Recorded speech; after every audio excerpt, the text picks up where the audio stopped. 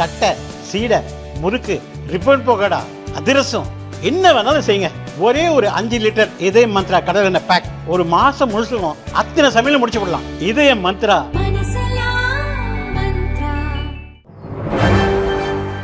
வணக்கம். செய்திச் சுருக்கம். எனது பயணம் நாட்டுக்கானது. மோடியுடன் உரையாடிய சுபான்ஷு. அமெரிக்காவின் டிராகன் விண்கலம் வாயிலாக இந்திய வீரர் சுபான்ஷு சுக்லா உள்பட 4 வீரர்கள் சர்வதேச விண்வெளி நிலையம் சென்றனர். விண்வெளி நிலையத்தில் நுழைந்த முதல் இந்தியர் என்ற வரலாற்று சாதனையை சுபான்ஷு சுக்லா படைத்துள்ளார். இந்நிலையில் சர்வதேச விண்வெளி மையத்தில் இருந்தவாறு சுபான்ஷு சுக்லா பிரதமர் மோடியுடன் கலந்துரையாடினார். அப்போது பிரதமர் மோடி பேசியதாவது: இன்று நீங்கள் தாய்மண்ணிலிருந்து வெகு தூரத்தில் உள்ளீர்கள். ஆனால் இந்தியர்களின் மனதுக்கு நெருக்கமானவராக மாறிவிட்டீர்கள். உங்கள் பயணம் ஒரு புதிய சகாப்தத்தின் துவக்கம்.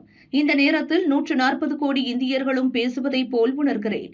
விண்வெளியில் நமது தேசிய கொடியை ஏந்தியதற்காக எனது மனமார்ந்த வாழ்த்துக்களையும் பாராட்டுக்களையும் தெரிவித்துக் கொள்கிறேன்.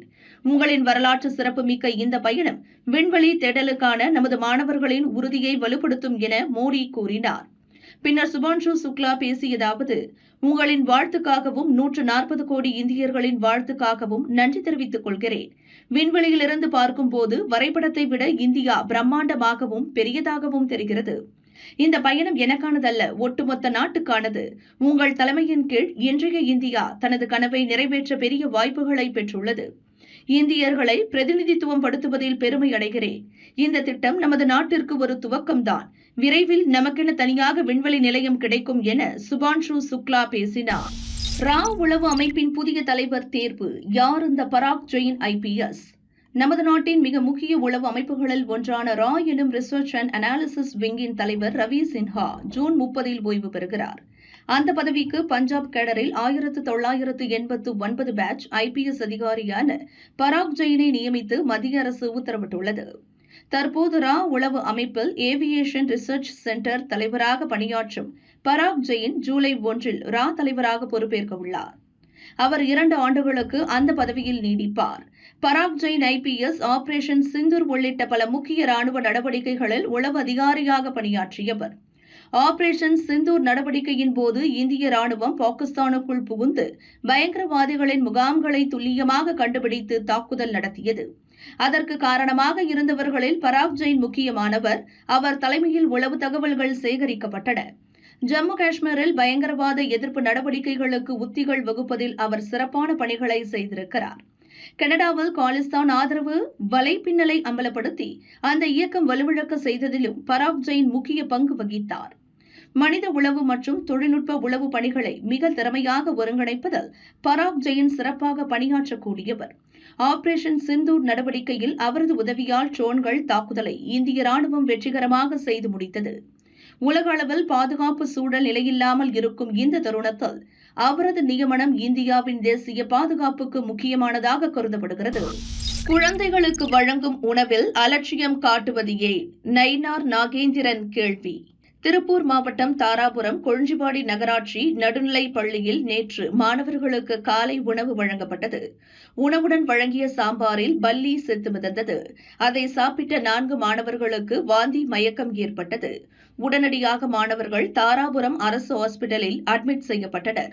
விசாரணையில் ஒப்பந்ததாரர் காங்கேயம் அருகே உள்ள திருமண மண்டபத்தில் உணவு சமைத்து பள்ளிகளுக்கு சப்ளை செய்வது உறுதியானது. இது தொடர்பாக விசாரணை நடக்கிறது. இந்த சம்பவத்துக்கு தமிழக பாஜக தலைவர் நயினார் நாகேந்திரன் கண்டனம் தெரிவித்துள்ளார். தாராபுரம் மற்றும் அதனை சுற்றியுள்ள அரசு பள்ளிகளில் அரசு காலை உணவு திட்டத்தின் கீழ் வழங்கப்படும் உணவுகள் சுமார் 37 கிலோமீட்டர் தொலைவில் உள்ள காங்கேயத்திலிருந்து தயார் செய்து கொண்டு வரப்படுகின்றன. பள்ளிகளில் உள்ள சத்துணவு கூடங்களில் காலை உணவு தயாரிப்பதை விட்டுவிட்டு எதற்காக அத்தனை தூரத்திலிருந்து உணவு கொண்டு வரப்படுகிறது? சத்துணவு ஊழியர் பற்றாக்குறை காரணமாகவா? தொலைதூரத்தில் இருந்து கொண்டு வரப்படும் உணவு சுகாதாரமானதாகவும் சூடானதாகவும் இருக்குமா? சத்துணவில் புழு பூச்சி நெழுகிறது என சில தினங்களுக்கு முன்பு கள்ளக்குறிச்சி அரசு பள்ளி குழந்தைகள் வேதனையுடன் பகிர்ந்தனர். மீண்டும் அதே போன்றதொரு சம்பவம் நடந்துள்ளது. திமுக அரசின் நிர்வாக குளறுபடிகளையே குறிக்கிறது. ஏழை குழந்தைகளுக்கு வழங்கப்படும் உணவில் இத்தனை அலட்சியம் ஏன்? தேசிய கல்விக் கொள்கையில் உள்ள காலை உணவு திட்டத்தின் மீது திமுக ஸ்டிக்கர் ஒட்டினால் மட்டும் போதாது, அதை முறையாக செயல்படுத்த வேண்டும் என முதல்வர் ஸ்டாலினை வலியுறுத்துகிறேன் என்றும் நயினார் நாகேந்திரன் கூறியுள்ளார். பணியில் இருந்த வருவாய் ஆய்வாளரை அசிங்கப்படுத்திய திமுக நகர செயலாளர் பகிரங்க கொலை மிரட்டல். தேனி அல்லிநகரம் நகராட்சி அலுவலகத்தில் வருவாய் ஆய்வாளராக இருப்பவர் ராமசாமி, வயது 52. இதே நகராட்சி சேர்மன் ரேணு பிரியாவின் கணவரும் 20வது வார்டு கவுன்சிலருமான பாலமுருகன் தேனி வடக்கு நகர திமுக செயலாளராகவும் இருக்கிறார். இவர் கடந்த 24ஆம் தேதி பணியில் இருந்த ராமசாமியை ஃபாரஸ்ட் ரோட்டில் உள்ள திமுக அலுவலகத்திற்கு உடனே வருமாறு கால் செய்து அழைத்தார். ராமசாமி அங்கு சென்றபோது பஸ் ஸ்டாண்டில் உள்ள 2 வீலர் பார்க்கிங்கை எடுக்கச் சொல்லி தீர்மானம் போட்டு 6 மாசம் ஆயிருச்சு, இன்னும் எதுக்கு எடுக்கவில்லை என கேட்டுள்ளார். 2 முறை நோட்டீஸ் அனுப்பியுள்ளோம், இன்னும் எடுக்கவில்லை. இது தொடர்பாக நகராட்சி சேர்மன் துணை சேர்மனிடம் தான் பேசிக் கொள்வதாக ராமசாமி கூறியிருக்கிறார். இதை கேட்ட பாலமுருகன், நீயும் நகராட்சி கமிஷனரும் நான் சொல்வதை கேட்க மாட்டீர்களா? நகராட்சி சேர்மன் நான் தான், என்னுடைய பேச்சை கேட்காமல் எவனும் பணியில் இருக்க முடியாது என ஒருமையில் பேசியிருக்கிறார். மேலும் பட்டியல் இனத்தைச் சேர்ந்த ராமசாமியை ஜாதி பெயரை சொல்லி அருவருப்பான வார்த்தைகளால் திட்டி அடிக்க பாய்ந்ததுடன் கொலை மிரட்டல் விடுத்திருக்கிறார். இது தொடர்பாக தேனி நகர போலீசில் புகார் அளித்த ராமசாமி திமுக நிர்வாகி பாலமுருகன் மீது வன்கொடுமை தடுப்புச் சட்டத்தின் கீழ் வழக்கு பதிந்து உரிய பாதுகாப்பு வழங்குமாறு கேட்டார். திமுக நகர செயலாளர் என்பதாலும் சேர்மனின் கணவர் என்பதாலும் போலீசார் அவர் மீது வழக்கு பதிவு செய்ய தயக்கம் காட்டினர். இந்த விவகாரத்தில் திமுக வடக்கு மாவட்ட செயலாளர் தங்க தமிழ்ச்செல்வன் தலையிட்டு பாலமுருகன் மீது வழக்கு பதிவு செய்யக்கூடாது என்று போலீசாரிடம் அறிவுறுத்தியதாகவும் கூறப்படுகிறது. இதனால் கடந்த 3 நாட்களாக வழக்கு பதிவு செய்யாமல் போலீசார் ராமசாமியிடம் புகாரை வாபஸ் பெறுமாறு தொடர்ந்து பஞ்சாயத்து பேசி வந்தனர். இந்த விவகாரம் பூதாகரமாக வெடித்ததால் வேறு வழியின்றி தேனி நகர் போலீசார் பாலமுருகன் மீது தாழ்த்தப்பட்டோர் வன்கொடுமை சட்டத்தின் கீழ் வழக்கு பதிவு செய்துள்ளனர். இன்னொரு பக்கம் இந்த வழக்கை நீர்த்து போக செய்ய ராமசாமி தன்னை தாக்கியதாக பாலமுருகனிடம் ஒரு புகாரை பெற்று ராமசாமி மீது வழக்கு பதிவு செய்ய போலீசார் நடவடிக்கை எடுத்து வருவதாகவும் தெரிகிறது. சிவன் கோயிலில் 125 சவரன் 20 லட்சம் ரூபாய் பணம் திடீர் மாயம். திமுக நிர்வாகி மீது பகீர் அதிர்ச்சியில் பக்தர்கள். திருப்பூர் ராக்கியாபாளையம் பகுதியில் 100 ஆண்டு பழமை வாய்ந்த ஸ்ரீ சிவலிங்கம் ஸ்ரீ ரங்கநாதர் வீரமாத்தியம்மன் கோயில் உள்ளது. போயர் சமூகத்தைச் சேர்ந்தவர்களுக்கு சொந்தமானது இந்த கோயில். கடந்த 17 ஆண்டுகளாக இந்த கோயிலின் தலைவராக ரங்கசாமி உள்ளார். துணைத் தலைவராக பத்ரன் உள்ளார். பத்ரன் திமுக நிர்வாகி. அரசியல் செல்வாக்கு மிக்க பத்ரன் மற்ற உறுப்பினர்களுடன் சேர்ந்து கோயிலுக்கு சொந்தமான 125 சவரன் நகைகள் 20 லட்சம் பணத்தை கையாடல் செய்துவிட்டதாக தலைவர் ரங்கசாமி பகீர் புகாரை கிளப்பினார். இதுகுறித்து பத்ரனிடம் கேட்டபோது அவர் முறையான பதில் சொல்லவில்லை என கூறி கோயில் தலைவர் ரங்கசாமி தலைமையில் 100க்கும் மேற்பட்ட பக்தர்கள் திருப்பூர் போலீஸ் கமிஷனர் அலுவலகத்தை முற்றுகையிட்டு போராட்டத்தில் ஈடுபட்டனர். கோயில் துணைத் தலைவர் பத்ரன் மற்றும் கோயில் உறுப்பினர்கள் சேர்ந்து லாக்கரை உடைத்து கோயில் நகைகள் பணத்தை திருடிவிட்டதாக கமிஷனர் ராஜேந்திரனிடம் புகார் மனு அளித்தனர். ஒரு 10 லட்சம் ரூபா லாக்கர்லையும் நகைகள் ஒரு 100 பவுனுக்கு சாமி 100-120 பவுன் நகையும் பொதுமக்கள் மத்தியில நாங்க ஊர் பொதுமக்கள் மத்தியில பூட்டிடுவாங்க. திமுக வார்டு கரசல் சொல்றோம் பத்ரன் அவர் வந்துங்க பூசாரி ரவி உண்டியல் சாவி எல்லாமே எங்கிட்ட இருக்குதுங்க. லாக்கர் சாவி 3 இருக்குதுங்க. அந்த 3 சாவியும் இல்லாம எங்கிட்டையும் தெரிவிக்காம 10 பேருக்கு எங்க ஃபுல் கண்ட்ரோல் ஒருத்தருக்கு தெரிவிக்காம இவன் திண்டுக்கல்ல இருந்து ஆளை கூட்டு வந்து பத்ரன் ஒரு 100 பவுன் இருக்குங்க. பணம் 12 லட்சம் உள்ள லாக்கர்ல இருந்ததுங்க. அது போக இந்த உண்டியல் பணம் 2 உடைச்சிருக்காங்க. அதையும் உடைச்சிருக்காங்க. அதுவும் உடைச்சிட்டு சேர்த்தோம்னா மொத்தம் ஒரு 20 லட்சம் வருது. இதுக்கு நீதி வேணும்னு சொல்லி ஐயா கிட்ட வந்திருக்கிறாங்க. தன் மீது கூறப்படும் குற்றச்சாட்டுகளை திமுக பிரமுகர் பத்ரன் மறுத்துள்ளார். கோயில் சாவி ரங்கசாமியிடம் இருக்கும்போது நாங்கள் எப்படி நகை பணத்தை எடுக்க முடியும்? அவர் கையாடல் செய்துவிட்டு எங்கள் மீது பழி போடுகிறார். இதில் திமுக பெயரை இழுக்கக்கூடாது என பத்ரன் கூறினார். அந்த கோயில் சாவி ரங்கசாமி இருக்கும்போது அந்த சாவியை வெய்யப்பா சாமி உத்தரவு கேட்டு யாருக்கு சாவி வருதோ அவங்க எடுத்துக்கலாம் அப்படிங்கிற மாதிரி முறையிட்டு கேட்டங்க. அவர் ஒத்துக்க மாட்டேன்ட்டாருங்க. அவர் சாவி தரமாட்டேங்கிறது போறதுக்கு முக்கியமான காரணம் அவர் சாமி கோயில் இருக்கிற சில பணத்தை கையாண்டுட்டாருங்க. இப்ப ரங்கசாமிங்கிறவர் ரிப்போர்ட் கொடுத்திருக்காருங்க. 175 பவுன் நகையும் 20 லட்சம் பணம்னு சொல்லியிருக்காருங்க. ஆனா நாங்க இந்த 2 வருஷமா அந்த பெட்டியை நாங்க திறக்கவே இல்லைங்க. அந்த சாவி ரங்கசாமி கிட்ட தான் இருந்ததுங்க. அப்ப இந்த 175 பவுன் நகை இருக்குங்கும் போது நாங்க எல்லாத்துக்கும் முன்னாடி அந்த வீடியோ எடுத்திருக்கிறோம்னாங்க. அந்த 175 பவுன் நகைக்கு நகைசாமி பொறுப்பேற்றுக்கணுங்க. ஏன்னா அந்த பண சாவி அவர்கிட்ட இருக்கும்போது அந்த நகை எப்படி போச்சுங்க? நாங்க ஊர் பொதுமக்கள் முன்னாடியே 300 பொதுமக்கள் முன்னாடியுமே உரம்பரைக்காரர் முன்னாடியே வெளியூருக்கு ஆட்களை வச்சுதான் நாங்க திறந்திருக்கிறோங்க. அங்க இருந்த நகை அப்படியே இருக்குதுங்க. ஆனா பாக்கி நகை காணோம்னா ரங்கசாமி பொறுப்பேற்று அந்த நகைக்கு உண்டான பணத்தையும் அந்த நகையும் கட்ட வேண்டிய சூழ்நிலை வருங்க. இதுல எந்த கட்சியுமோ எந்த இதுவும் ஈடுபாடு இல்லைங்க. நான் ஒரு கட்சிக்கு சேர்ந்தவங்க, இது பல பேர் பல கட்சியில் இருக்கிறாங்க. இது எந்த கட்சியும் சம்மந்தப்படுத்த வேண்டாங்க. கோயில் நகைகள் பணத்தை கையாடல் செய்து விட்டதாக தலைவரும் துணைத் தலைவரும் மாறி மாறி புகார் செய்தது பற்றி போலீசார் விசாரணை நடத்தி வருகின்றனர். சிவன் கோயிலுக்கு சொந்தமான 120 சவரன் நகைகள் 20 லட்சம் பணம் எங்கே போனது என திருப்பூர் மாவட்டத்தில் பரபரப்பாக பேசப்படுகிறது. மலேசியாவிலிருந்து கடத்தப்பட்ட அரிய வகை குரங்கு. மலேசியாவிலிருந்து திருச்சிக்கு அரிய வகை விலங்குகள் கடத்தப்படுவதாக ரகசிய தகவல் வந்துள்ளது. திருச்சி ஏர்போர்ட்டில் கஸ்டம்ஸ் அதிகாரிகள் பயணிகளை கண்காணித்தனர். சிலரது நடவடிக்கை சந்தேகத்துக்கிடமாக இருந்ததால் தனி அறையில் சோதனை நடத்தினர்.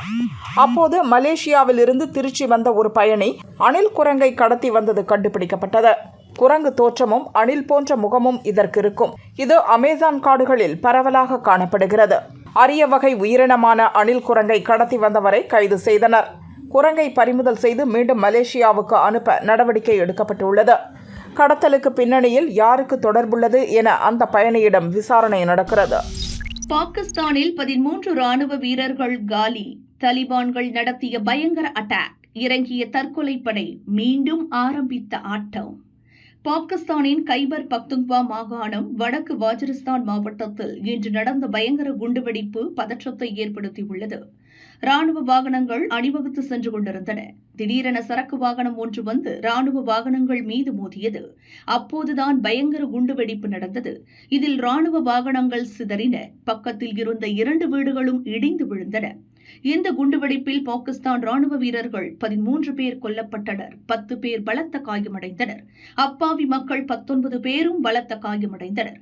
சரக்கு வாகனத்தை ஓட்டி வந்தவரும் இறந்தார்.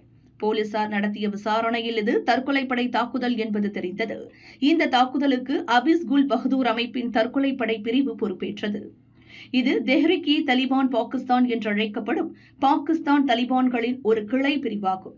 தற்கொலைப்படையாக சென்றவர் சரக்கு வாகனங்கள் முழுதும் சக்தி வாய்ந்த வெடிகுண்டுகளை நிரப்பிக் கொண்டு ராணுவ கான்வாய் மீது மோதி வெடிக்க வைத்தார்.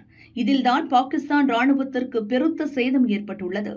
13 வீரர்கள் இறந்ததோடு காயமடைந்த 10 வீரர்களில் சிலர் கவலைக்கிடமான நிலையில் உள்ளனர். பலுசிஸ்தான் மாகாணத்தில் எப்படி பலூச் விடுதலை ராணுவம் பெரிய தலைவலியாக இருக்கிறதோ அதேபோல் மேற்கு எல்லை முழுதும் பாகிஸ்தான் தலிபான்களின் ஆதிக்கம் பாகிஸ்தான் அரசின் நிம்மதியை கெடுக்கிறது. இவர்கள் ஆப்கானிஸ்தான் பாகிஸ்தான் எல்லையில் உள்ள மலைப்பகுதிகளில்தான் முகாமிட்டுள்ளனர். பாகிஸ்தான் தலிபான்களும் ஆப்கானை ஆட்சி செய்யும் தலிபான்களும் வேறு வேறு அமைப்பினர். ஆப்கானில் எப்படி ஆட்சியை பிடிக்க வேண்டும் என்று தலிபான்கள் துடித்தார்களோ அதேபோல் பாகிஸ்தானில் ஆட்சியை கைப்பற்ற வேண்டும் என்பது பாகிஸ்தான் தலிபான்களின் கனவு. வேறு வேறு அமைப்புகள் என்றாலும் இரண்டுமே நட்பு அமைப்புகள். பாகிஸ்தான் தலிபான்களுக்கு அடைக்கலம் கொடுப்பதே ஆப்கானை ஆட்சி செய்யும் தலிபான்கள்தான். பாகிஸ்தான் ஆட்சியாளர்களும் ராணுவமும் தான் பாகிஸ்தான் தலிபான்களின் எதிரிகள். இவர்களை குறிவைத்து தொடர்ந்து தாக்குதல் நடத்தி வருகின்றனர். இதற்கு பதிலடி கொடுக்க சமீபத்தில் ஆப்கன் எல்லைக்குள் புகுந்து பாகிஸ்தான் குண்டு வீசியது. இதற்கு ஆப்கன் பகிரங்கமாக கண்டனம் தெரிவித்ததோடு பாகிஸ்தான் மீதும் தாக்குதல் நடத்தியது. இதனால் பாகிஸ்தான் ஆப்கன் இடையேயான உறவு முறிந்தது. ஆப்கன் தொடர்ந்து இந்தியாவுடன் நெருக்கம் காட்டி வருகிறது. ஈரானை தொடர்ந்து இஸ்ரேலில் ஏவுகணைகளை இறக்கிய ஹவுதி. சுட்டு வீழ்த்திய இஸ்ரேல் ராணுவம். ஏமனின் வடமேற்கு பகுதி மற்றும் தலைநகர் சனாவை ஹவுதி பயங்கரவாத அமைப்பினர் ஆட்சி செய்து வருகின்றனர். அவர்களுக்கு ஈரான் ஆதரவு அளித்து வருகிறது. பாலஸ்தீன பகுதியான காசாவை கட்டுப்பாட்டுக்குள் வைத்திருக்கும் ஹமாஸ் அமைப்பினருக்கு ஹவுதி அமைப்பினர் நண்பர்கள். இஸ்ரேல் ஹமாஸ் போர் தொடங்கிய பின் ஹமாஸுக்கு ஆதரவாகவும் ஈரானுக்கு ஆதரவாகவும் அவ்வப்போது இஸ்ரேல் மீது தாக்குதல் நடத்தி வருகின்றனர். இஸ்ரேலும் பதிலடியாக ஏமன் நாட்டின் ஏர்போர்ட் துறைமுகங்களை தாக்கி வருகிறது. ஹவுதி அமைப்பினரின் பெரும்பாலான தாக்குதல்களை இஸ்ரேல் முறியடித்துள்ளது. பதிலுக்கு ஏமன் தலைநகர் சனா போன்ற பகுதிகளில் இஸ்ரேல் ராணுவம் தாக்குதல் நடத்தி வருகிறது. இன்று ஹவுதி அமைப்பினர் இஸ்ரேலில் மீண்டும் பாலிஸ்டிக் ஏவுகணை தாக்குதல் நடத்தினர்.